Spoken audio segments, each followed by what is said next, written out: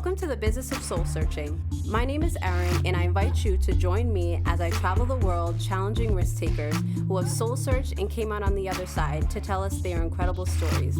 Are you ready for this?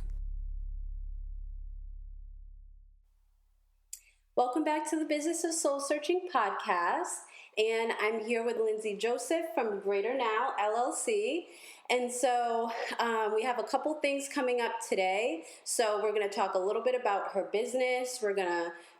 She's really going to explain what she does in her consultations, as well as kind of what her coaching is about in regards to leadership, career, and business, how she can kind of help you grow in those particular areas. And she's also going to talk a little bit about her life. So you'll really have a better understanding of her as an entrepreneur, as a mother, as a woman, and a businesswoman. So first she's going to talk about Greater Now, and then we have a little surprise coming up.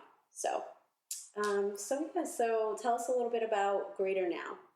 So Greater Now is a career business and leadership coaching firm for professional and entrepreneurial women who want to advance their career business while maintaining a healthy work lifestyle. Which is easier said than done. Much easier said than done. So it's really focusing on the career or the business first, those aspects of it, and then holistically looking at other aspects of one person's life, because a lot of time we have these great dreams and ambitions and goals and we want to do everything, of course. But we forget that we have families and kids and, aging parents to take care of and other things. So, we feel let down when we're unable to accomplish everything, but it's just because we don't properly take the time to focus and strategically plan out our lives the same way we try to plan out our careers. Agreed. Okay. So it sounds like what you're saying is that we have these dreams and goals and aspirations, but what steps are we taking towards them, like holistically as a person? Can we really achieve them? And are we planning to achieve them appropriately? Is there a better way? Right. So, I started Greater Now because with a focus on women, and that's because, 30 years ago, we weren't really in the workplace the way that we are now. Now we make up 7% of the workforce, and we're like half the population. So we're equally in the country in the same presence as men, and we're also in the workplace at the same presence as men too. We're more educated than men at this time. We start businesses at a faster rate than men do. But at the same time too, we still have the societal expectation that we're going to come home and clean and cook and primarily take care of kids and be attractive. We still got to be like, oh yeah, and make sure you're wearing this. It's like, is it not enough that I'm already cooking dinner? Right, exactly. And we have to do it all. And that's the reason as to why we don't see ourselves in leadership positions to the degree that we see men. When women, as they get older, we drop out of the workforce at a faster rate than men, earlier as well too. So our careers tend to end a lot sooner than men will, because we take on these additional responsibilities. And then it also causes problems with employers. People want to say that there's no bias within an organization, but the statistics show that men are more likely to get promotions because mentally, they may not be doing it intentionally, but, when you have a male boss who is looking at two employees to be promoted, one female, one male, both being, made a career, they're thinking this woman is eventually going to have kids, or she probably has kids, or she's going to want to have kids. Or she could be pregnant now. Right, or she doesn't, she could be pregnant. What happens if she does get pregnant? Is she going to be able to be here all the time? Can she really manage it all? So men don't think that we can manage it all. We want to be able to manage it all. And a lot of us we're impacted because of, just the commitment and the societal expectations that not only society puts on us, but our family does, and we put it on ourselves too to do everything. True. So I think that you can achieve the things that you want to, and I think that as a single mom myself, it's important to achieve the things you want to, because you're setting up an expectation for your children too. You're bringing home something to the household as well. So, about 40% of women, which is 4 out of every 10, are either the sole breadwinner for their family or the primary breadwinner for their family. Like we said, women are more educated than men are at this point. But at the same time, too, we still are stuck with so much to have to handle and juggle at the same time that it really does come down to how well we plan out our lives, and we're planning it out day by day. Mm-hmm. And that's evidenced by there are women doing it. Right. So it can be done, but it's more like, structuring your time and what else? Like, what are other things that help people move things around so they can accomplish their dreams and fulfill their other roles? So the way that I look at coaching is there's the what do you want to achieve, and then also how are we going to get there. So I think the what that we really need to focus on is making sure that I'm giving you clarity, making sure that I'm challenging you, and making sure that you're also going to be competent in what it is that you're doing. So I can give you guidance. I can make sure that, I'm building your confidence to be able to deal with these challenges that are going to come ahead, and also challenging you myself and doing that too, and making sure that I'm opening up your perspective to be able to look at things more than the tunnel vision that you might have. Because when we're really focused on these things, we just say that I want this, I want to buy this time, and I'm just going to charge forward. And that's the worst thing that you can do as an entrepreneur, is not open up your perspective and see, okay, what are, option A, option B, option C. And as entrepreneurs, especially with us with limited cash, we can easily burn through our cash that we have set aside for our business if we're not looking at the different options. So looking at all the different options that you have available for you, then really honing in on what makes one option the best option. So making a decision and then moving forward with that decision. And my job is to keep you accountable for that decision. And, I don't put anything on you. I'm not telling you what to do. I'm partnering with you, and we're going to work towards this together. And I think that that's a good or great distinction is really separating that. You're not telling like someone what to do, you're getting them to understand what they need to do. Right. Like you're saying partnering, like working together. And you have the expertise in that category, but it's really about you. And this taken me a while to understand for some reason, like what coaching is, but really collaborating with the person so that they can get further, but not saying you need to go left or you need to go right or you need to go straight. It's like, they're really guiding their vision, but really like honing in and making an appropriate, best next step, I guess I could say. I was telling everyone in the beginning of the podcast that I had a surprise. So Lindsay and I spoke a couple weeks ago, and we felt like it would be very educational for the listener to really kind of see and or hear, depending on how you're tuning into this podcast, in real time what, this type of coaching really looks like. So we were going to simulate almost like a mini coaching session. So we'll jump in, I guess. Great. So what do you want to talk about today? So I have Fashion Week Rhode Island coming up, and so I have a podcast, and I'm interested in internet podcasting, but I'm more so interested in really just being live and hosting events. So awesome opportunity being booked for Fashion Week. And so this is my second season with them. And so I really want to I really want to be more confident in my interviews. Okay. In being live, because it's kind of on the spot, interview this person, cameras rolling, maybe 15 seconds later, and then you have to think of interesting questions. So that's one of my goals for my podcast. All right, so improving your interview skills. All right, and that being said, what's going to make the session successful for you? What would make this session successful? Perhaps really maybe getting down to the root of my fears. Okay.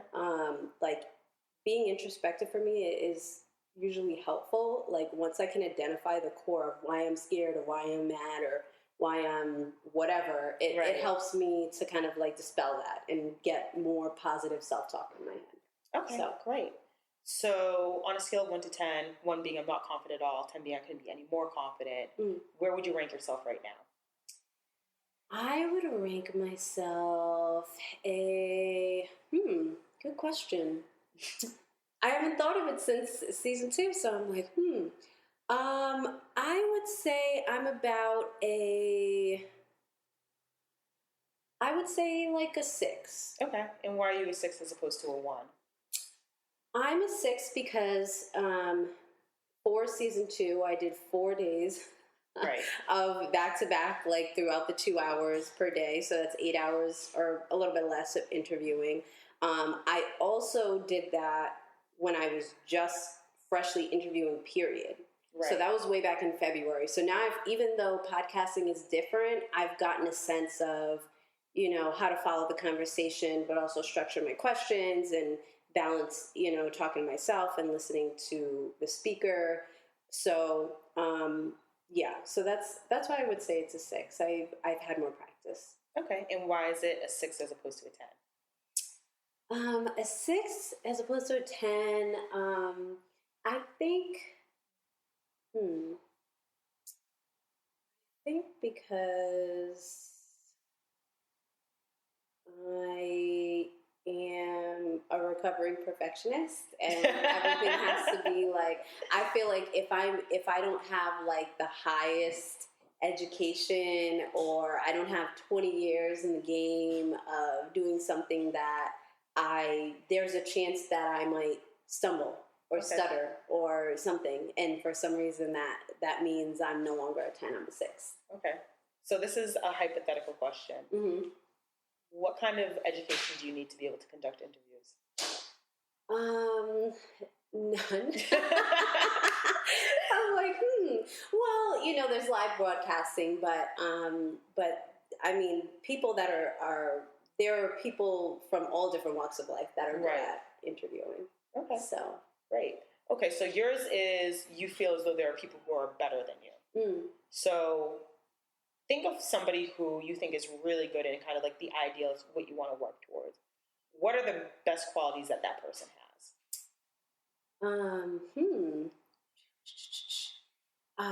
Best qualities, I would say just confidence. I don't know if it's confidence in their just skin or if it's confidence in their capabilities, with interviewing. I don't know. But the person that I'm thinking of, or there's a slew of people, but, men and women that I can think of that interview, when I see them live, I envision it, I see confidence at their core. Okay. And what components do you think make up that confidence?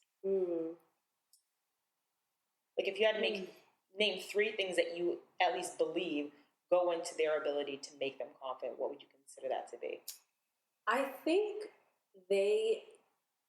what I can gather, I haven't asked, which may be a good homework assignment for me, but I think one of them would be that they care more about the message than the delivery. Like they're more interested in just getting the information out of the person and knowing that this is an interesting, stimulating conversation and kind of getting the job done versus like, what am I saying? Does that word go after this word? And those types of things. Right. Like they're looking at big picture. Okay. So that's one thing. I think 2 is like not, maybe not caring as much as what people think. Mm-hmm. Like when I think of them, they're just like unapologetic. Like the people that I have in a line in my head, they're just, whenever I talk to them offline or I see them like recording, it's really more like, they speak regularly. Like how they would speak to me one-on-one is how they interview like people in a crowd with 20 people watching or more, that they're just literally talking. Okay. So the first is that they care more about the message than the delivery, and they're unapologetic about what they do. Mm-hmm. So what's the third one then? The third one, I think they're enjoying what they are doing. Like they don't want to be anywhere else at that moment. They want to be right there, and that is them living in their truth. Okay, so they're unapologetic. Mm-hmm. They care more about the message than the delivery, and they just enjoy doing what they're doing. Mm. Now, you're somebody who seems to enjoy doing what you're doing, so that's not the issue, right? No, I enjoy it thoroughly. Okay, great. So do you have an issue with being unapologetic, or do you have an issue with the putting the message before the delivery? I think a little bit of both. Okay. Like, as I think through it, as you're asking me the questions, I feel like I get caught up on the little details versus big picture in that particular aspect, the actual interview. And no, unapologetic, I'll take. That's fine. I'm okay with that. I realize, I'm like, no, I don't care. It's not that I care about what people are thinking. Like, as I'm talking, it's more about, am I saying this right? Am I saying, like, too much? Like, all those little details that don't really matter. Right. Okay. And that being said, do you actually, so when you go into an interview, what do you think of first? Or do you plan for these interviews? I plan. Okay. I plan like a loose structure because I know interviews can kind of go all different ways. And I don't want it to be too structured. So I make a loose structure, and then as it gets closer, I get like a couple butterflies. Like, I'll be like, okay, I want to make sure that what I'm saying is a story. So it makes sense to the listener. I think that's my thing. I want there to be like an introduction piece. I want there to be a body. I want to make sure what I'm asking is, really the important part, and a conclusion to wrap up. Okay.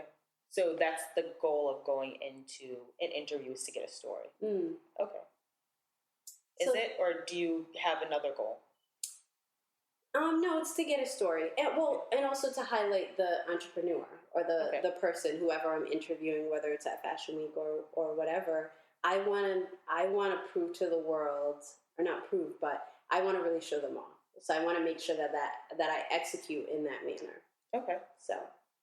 All right. So when you're actually conducting these interviews, where is your mind at? A couple different places. Like, I try and focus on the person because that's the most important part.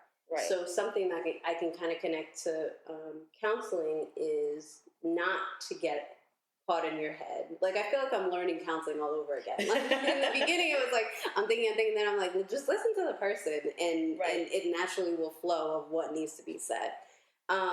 So I'm at those beginning stages with interviewing all over again, where it's like, I shouldn't be in my head because there's a person in front of me, and follow the conversation, and it will come across organically, and you'll get what you need by just listening, actively listening. Right. Okay. So you said there were a couple places. So is that one place that you're at, or is that the combination of all the places that you are? I'm like both. Like, I'm trying to follow the conversation, and then I'm like in my head. So I keep trying to redirect myself back to the present because I know that's where I should be, and that's where my best interviews are going to be. Okay. So when you're in your head, what does that mean? I'm thinking, what's next? Should I say this? That type of thing, like pre-planning where I want to go, which I guess in interviews you kind of like you should have a understanding of where you're taking it. Otherwise you'll talk for 3 hours and you won't even talk about what you need to talk about. Right. But I think one of my goals is to really to spend as little time as I need to organizing.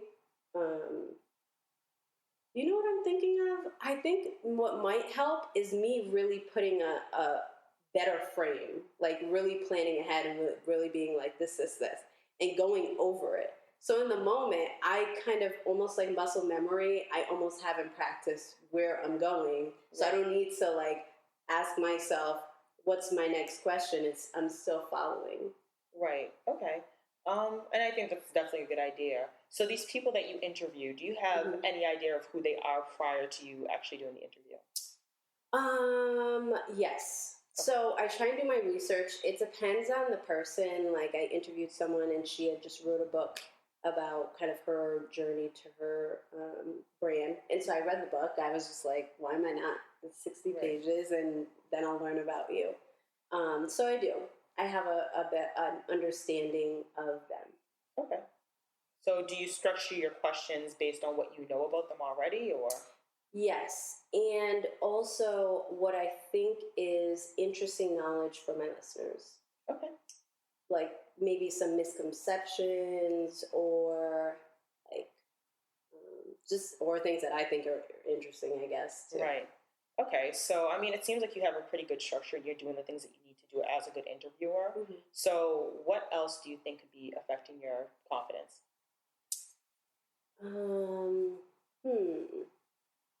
Another good question. What could be affecting my confidence, you're saying? Right. Like, okay. Well, I'm a firm believer that we have like a core confidence, and that affects like whether we feel like we're good at our job or dating or whatever it is, like in life, shopping, cooking. I think it may be like maybe my general confidence. Okay. Like it's at a level that I want it to be at, but it could be higher. Okay. Because there are people in the world that are just like for example, Yemi Shikodi. So the creative director of Fashion Week. So she's the type of person that's like, I don't know how it's going to go, but I'm going to do my best and see how it comes out. Right. And she just executes. And I think she executes so well because she's not in her head and she's not second guessing. She's just like, well, I have no control over what the product is going to be. I'm going to work as hard as I can. So I think my general confidence, raising that would help me be able to be better, at just like this specific thing. So are there other things in your life that you do where you kind of hold back a little bit because you don't feel fully confident? Is that just a general personality trait? I think it depends. Like some things I go full force and I go completely unapologetic, don't care how it comes out, and then there are certain things that I'm more hesitant towards, and this is one of them. Right.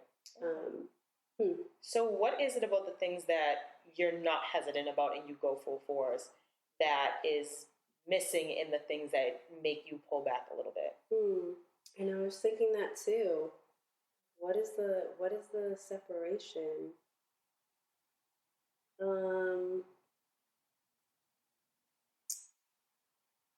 Like there's some things that like I can go on a rant on Facebook, or I can like, okay, so I was on a podcast and I was just going in and I was just like, this is what I think, and it's okay for men to speak, but it's about delivery, and I was going.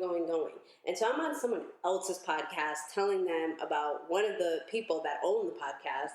So I feel like in those situations, I think it's knowing what I'm talking about, maybe.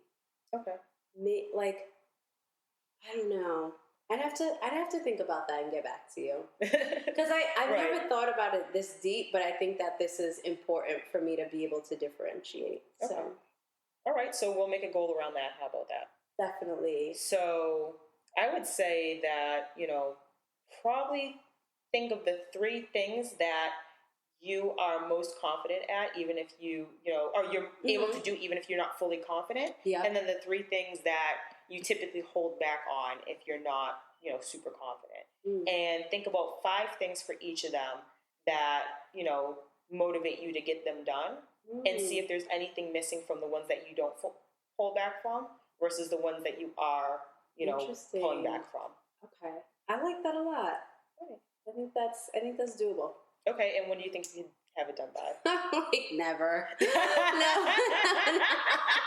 I'm like, I can do that. No, I'm just kidding.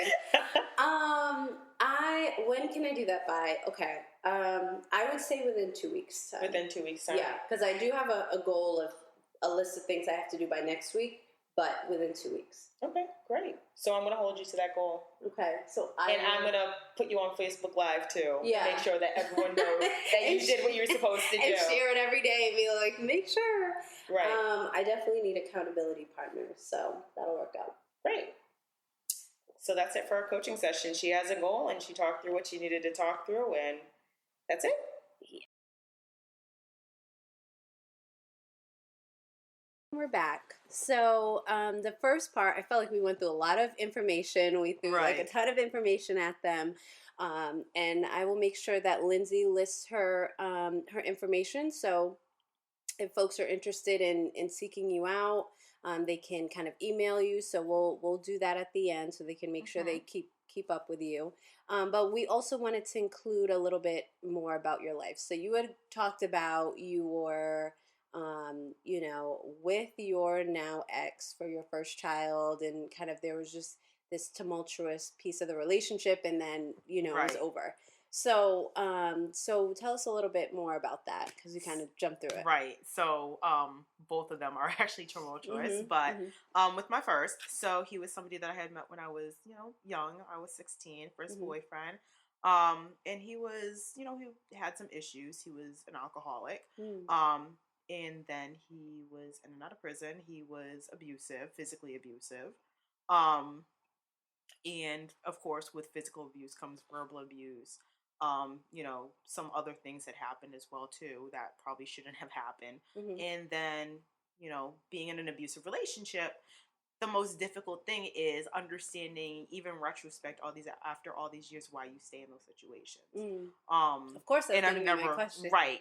So, and that's always been the difficult thing, telling other people who are going through domestic violence. Why are you in there? Why can't you get out? And, this is why you should leave, because at that point, that's not how you're fully thinking about being in the relationship. I think that person breaks you down to the point that the only person that you hate more than them is yourself. And so you stay because, why not? I mean, anyone who's in a domestic abuse situation isn't happy. That's for sure. That's a certain and a guarantee. They don't think very highly of themselves, and what somebody does in a domestic violence situation is they're constantly breaking you down, and then picking you up and giving you, a little bit of, this is what love feels like, and this person really cares about me, but they're controlling you. It's not, and that's something that I realized after the fact, is that this person never loved me, because this isn't love. This is somebody who was obsessed with me doing what they wanted me to do. And, he thought that having a child was going to be, a way to make sure that happened forever. And I made sure that I walked away, because it wasn't the type of life that I wanted to give to my son. Even worse, because like I said there, and this is something that I think that a lot of women with domestic violence issues deal with, is when you're, end up getting caught up in the court system, because there's only so much abuse and violence and attacks that are going to happen, especially when you're at the point where, it's happening routinely. This stuff ends up happening. It happens in public sometimes. It happens where neighbors can hear and they're going to call the cops. So police end up getting involved. And I feel as though there are probably a lot of women who are sitting in prison today because they were in domestic violence situations and they defended themselves, and prison is not where they belong, but they're going to have to carry that for the rest of their lives because they chose to be with the wrong person. And unfortunately, I felt like that was where my life was going to take me. Because basically what happens is, if somebody if a situation happens. You're talking Massachusetts right, too. And Okay. at least in Massachusetts that I know of, because this is kind of what happened with my situation, is that, something had happened between me and him. I gave the police his address. They arrested him, and then his lawyer turned around and said, well, they responded to Lindsay because she called and she's the victim. So then he would start doing things to me, and before I got the chance to call the police, he would then turn around and call the police, so the police would be responding to him regarding me, even though he perpetrated whatever violence was going on. And I'm sharing this information even though it's very personal, because like I said, I think that there are probably a lot of women who are sitting in prison right now because of things that they didn't do, but they were just defending themselves. So at that point, it's just like, what, these cops are going to do what they want to do. I'm not even going to. I sat in my car, and the cops showed up and they responded to his request, and I got out the car. I gave him my license. I gave him my license. I was like, listen, this isn't what happened. We were in his hometown of, a few towns over, and he had been arrested by every cop in that town, so they didn't believe him. If I were somewhere where they didn't know either of us, very likely I would have been arrested. So I remember leaving the cops ended up letting me go. Like, you know, Okay. we don't believe what he's saying. Like, Mm-hmm. you know, we're observing the situation for what it is. Yeah, taking it as and a right. We know him, and we haven't run into you, so right. Not even that, but we're looking at the dynamics of the situation as it's playing out in front of us. Like, we don't believe that this is really what's happening. So just go home. And that was the day that I told myself, you know what, I can either continue to run around with him and have this kind of life and not even give my child an opportunity. I might not love myself enough to walk away from this person, but I do love my child enough to give him an opportunity to not go through this. And that was the day that I left, and I never looked back.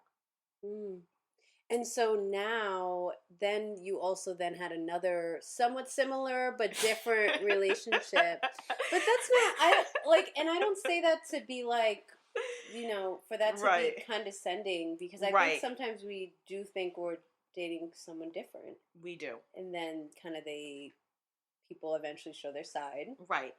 So, how did that kind of take So, I was dating somebody who was different, but somebody who was similar.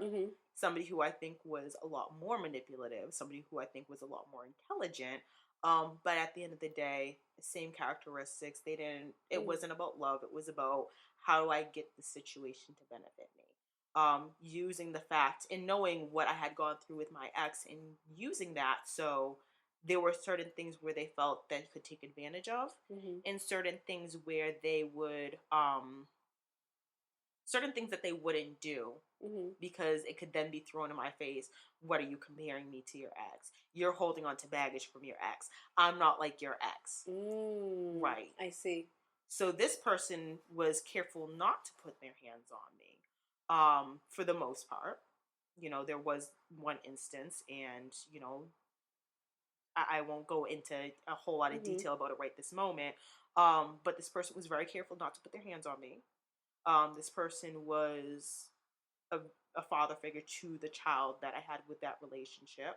I ended up marrying this person, and, you know, this is the person that I said, you know, my husband ended up leaving me a week before I went into labor. Because they didn't want the responsibility that came with a situation that was no longer beneficial to them, because I needed that person. And in the first, you know, 2.5 years that we were together, that was the time that I really needed them.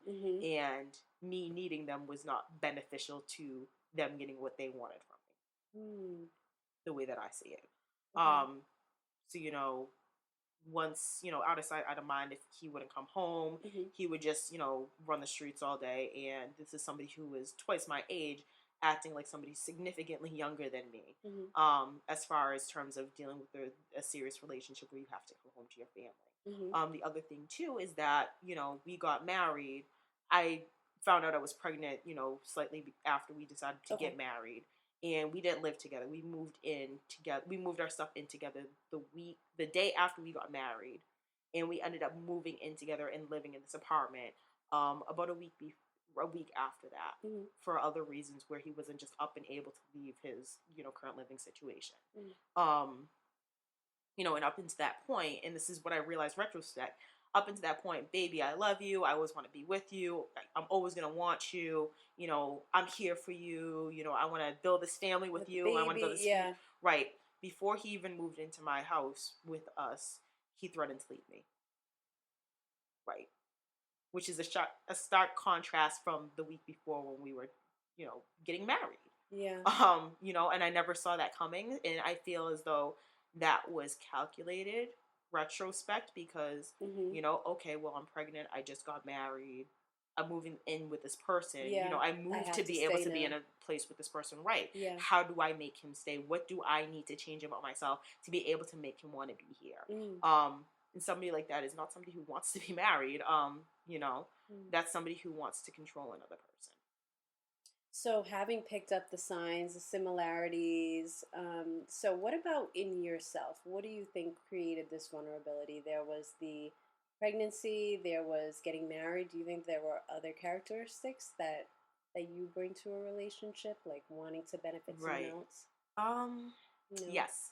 So I think I'm the type of person that, you know, when I see people go through situations, they reveal themselves to be vulnerable. I'm not just quick to up and leave them.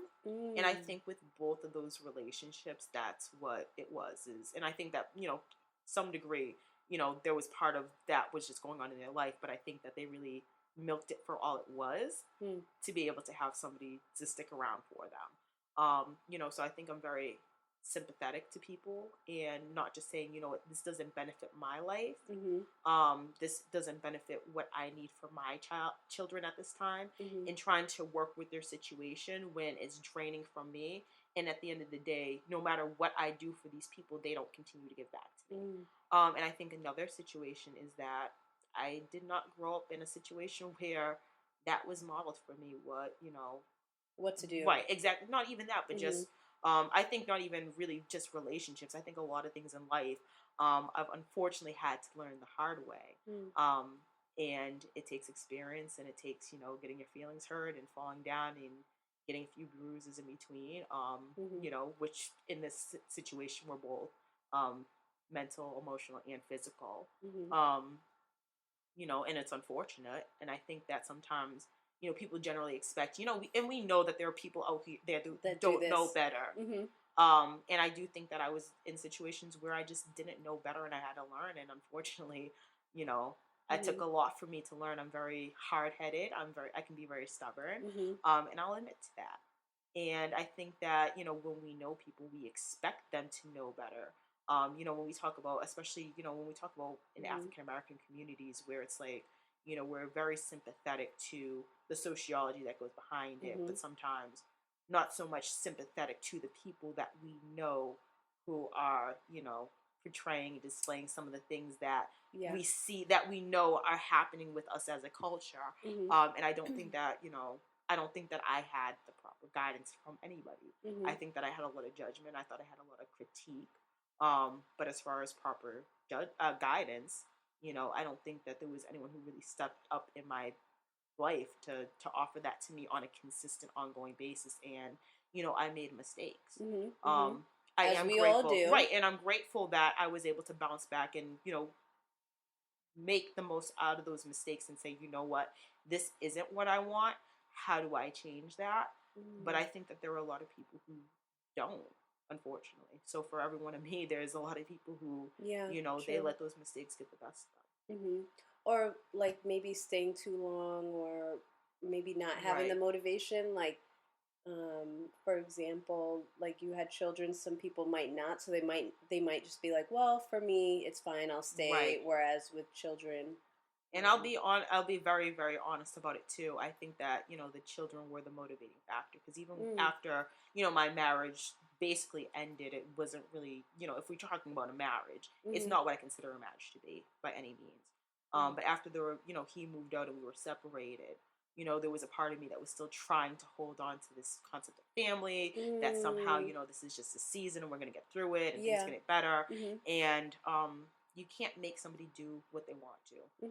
We talk about, even if you look at, as a Christian, we look at the Bible. I was going to, right, we talk about Malachi and talking about, divorce is an act of violence against your spouse, and it absolutely is, based on, the experience that I'm going through now. I wouldn't wish that on anybody. But at the same time, too, if we look at, Corinthians, it says, God has called us to peace, so if an unbeliever leaves, let them leave. And just because somebody goes to church occasionally, just because somebody's been baptized, doesn't make them a believer if they're not obeying God's word, because that was not, I wanted a Christian household. But that requires that, I respect my husband and my husband loves me as his wife, and that wasn't there. So it wasn't built on the belief of the Christian faith. And so I feel as though the other actions that he portrayed shows that he doesn't believe in the institution of marriage the way that it was designed by God, and therefore let him go. Right. And there are definitely a lot of people who are like, or I'll be personal, and I think I told you this, my mom is very much like, well, we don't get divorced. And I'm like, well, there are situations, I mean, I'll never know how I'll act in the situation until it happens. Right. But, I mean, there are situations where you would, and I think that you laid it out nicely. Like, I think that you laid it out and explained that there's a difference. If the person isn't respecting you or holding up their end of, I don't want to say the bargain, but their responsibilities in marriage, you staying with them, how is that really benefiting anyone, really? Right. Like, you're not really leading by example Right. To just stay to stay. Right. And the other issue too is that I had very severe postpartum depression. Mm. Part of it that I think was a result of everything that was going on so quickly. Mm. And I also think that some of it might have been biological because I had some depression with my older son. I do have, you're right, general anxiety disorder too. Okay. Some history of depression, things like that. Mm. So I think that those things biologically would happen, but it gets to the point where it's like I'm over here mentally losing my mind. I have 2 children that I need to take care of. At what point do I keep on trying to, hold on to this and, to find out, there are things that I found out retrospect after, I let go and let everything done that, it wouldn't have worked out. Mm. At the end of the day, can God change the situation? Yes. I can't change the situation. Mm-hmm. This person didn't want to change the situation. There was never a point when anything was going on where my husband stopped and said, you know what? This is my family. This is my wife. She's struggling right now. This isn't right what I'm doing. Mm-hmm. Let me drop everything and put them first. It was never about that. It was about, well, it's not my fault. We would hit a brand new low and it'd turn into, I'm sorry that this happened and it should have never happened and I shouldn't have treated you like this. But it would never turn into I now need to, change my ways and step my game up and do what I'm supposed to as a husband. It never was that. So essentially, it never really was a marriage. Did I legally sign some papers? Yes. And not even that, but I would say that the vows that I made, I really meant them. I really expected them to last forever. And I loved him the way that I believe a wife is supposed to love a husband. But that wasn't returned. His love wasn't unconditional. It was based on how do I get what I want from this? To have a mental breakdown when I'm 7 months pregnant and my husband basically saying, I'm not in love with you anymore. I don't want this. I don't owe you anything. I owe it to myself to be happy, and his happiness was not coming at home at night and, being with somebody else. So that is not, how is that conducive to my children? What kind of examples does that set for? Right. And I'm raising 2 sons. I'm raising 2 black boys. What kind of example is that to them? If they're going to have any sort of example, it needs to come from this household. So if it's not going to come from him, it needs to come from me. Wow, that's powerful. Right. It's the truth. Unfortunately. I think I am just so amazed of just your story, what you've been through, and just how you really turned it around, and just how much you're able to not necessarily be selfish and be like, oh, woe is me, and me. You're really just looking at how can I help other people? How can I help people not get into this? How can I help my children not go down this road or become this type of person, and show them kind of what life is about? And wow, that's amazing. Well, I know 2 people that I don't want my children to become like, and they happen to be their fathers. So like I said, when I set out this journey to, educate myself and, really build a life for me and my first son, not knowing that, 6 years later I'd be in the same situation, it only makes the case stronger for, okay, this is really what I need to do.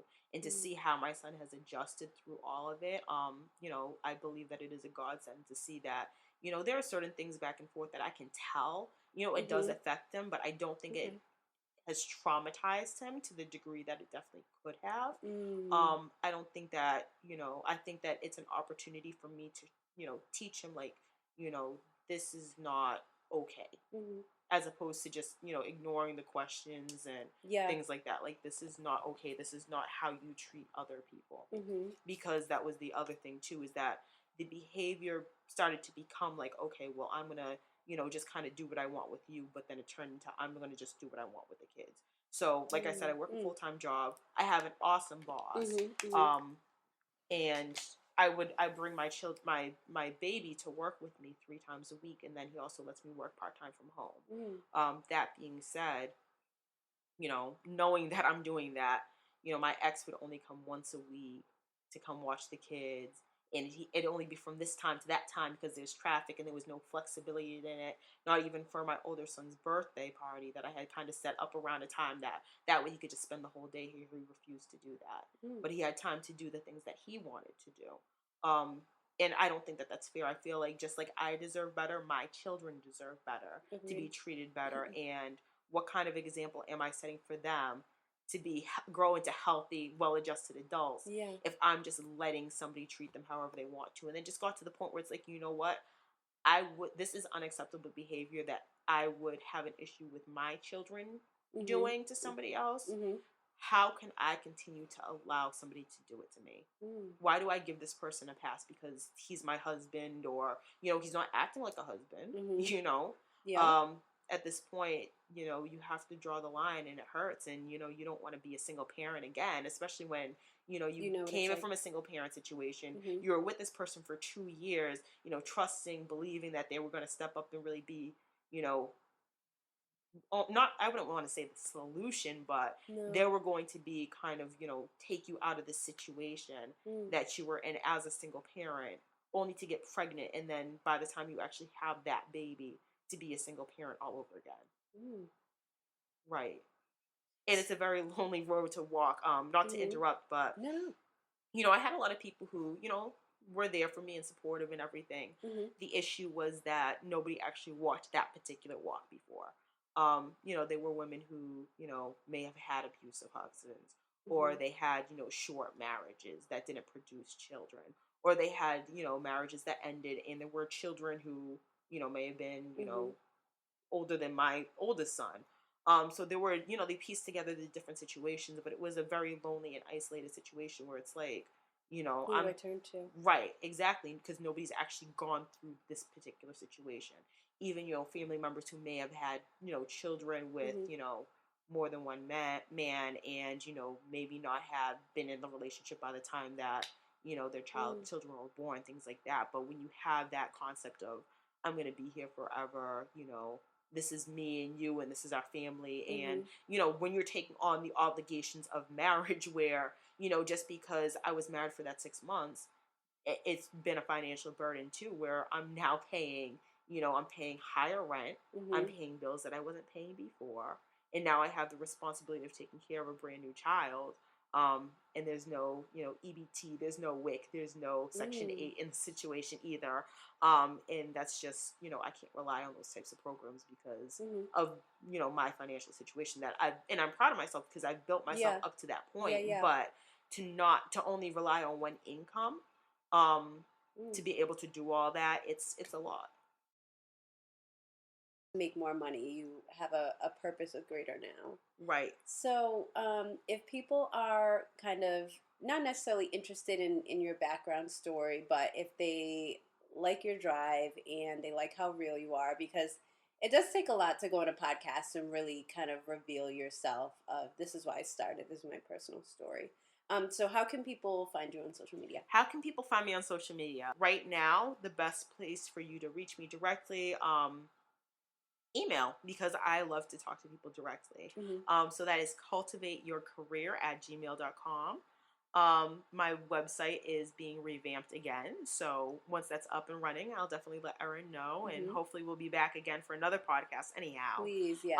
And then, you know, Facebook is probably the most active social media outlet that I have, which is Greater Now LLC, and you will see my little symbol in the corner on my logo, and I do post on that relatively frequently. So those are the easiest ways for you to try to reach me. Good stuff. Well, like we said, we definitely have to have you back, check in on you, see how you're doing, kind of with everything you have going on, the PhD program and your business. So thank you so much for coming on my show. Thank you for having me, Erin. And that concludes another exciting episode of The Business of Soul Searching.